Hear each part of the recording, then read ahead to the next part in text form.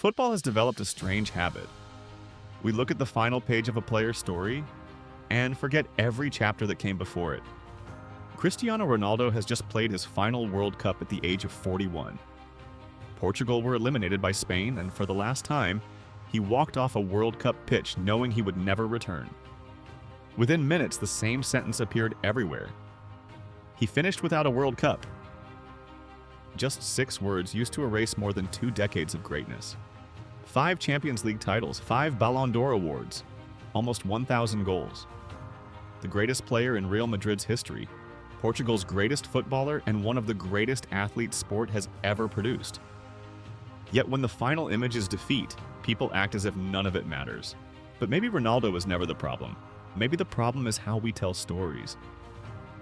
We have been taught that every legendary career needs a perfect ending.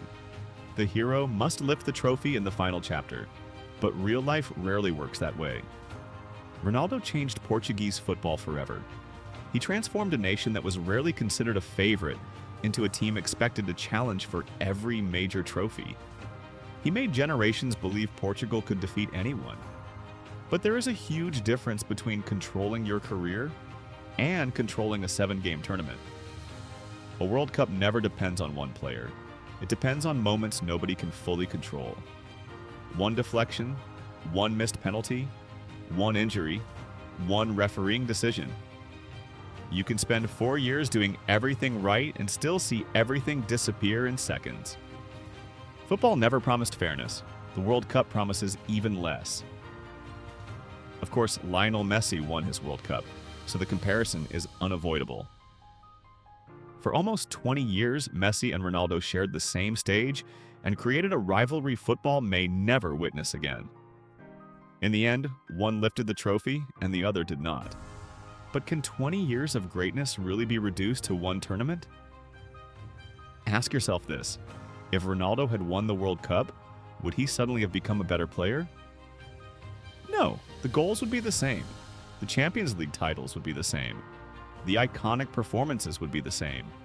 The trophy would change how people describe his story. It would not change the story itself. Maybe that is Ronaldo's greatest lesson. You can chase something for your entire life and still never reach it. That does not make the journey a failure. Some mountains are simply too high, even for the greatest climbers. Ronaldo's true obsession was not only winning a World Cup, it was becoming better every day. That obsession took a boy from Madeira to places nobody thought possible. It is also why he was still competing at 41. Not because everyone agreed he was the most naturally gifted, but because very few athletes understood discipline the way he did. While others relied on talent, Ronaldo turned training into routine, routine into habit, and habit into excellence. Talent opened the door. Discipline kept him inside for more than 2 decades. At 41, he was still running, still fighting for every ball, and still believing. He knew it was his final opportunity. He knew the odds were against him, but he still showed up. Some people are not driven by the certainty that they will win. They are driven by their inability to quit. Losing to Spain does not erase Ronaldo's career. It closes one painful chapter, but great stories are not defined by their final game. They are defined by every game that came before it. Years from now, people will not only remember that Cristiano Ronaldo retired without a World Cup, they will remember that for more than 20 years he convinced millions of people that it was always possible to go one step further. That was his real legacy. Not proving that you can win every battle, but proving that you can keep fighting until the final one. So, does finishing without a World Cup change Cristiano Ronaldo's place in football history? Or had he already proved everything long before his final tournament? Tell me what you think in the comments. Subscribe to support the channel and leave a like if you enjoyed the video. And watch my latest video, Football Players Who Survived Terrifying Moments.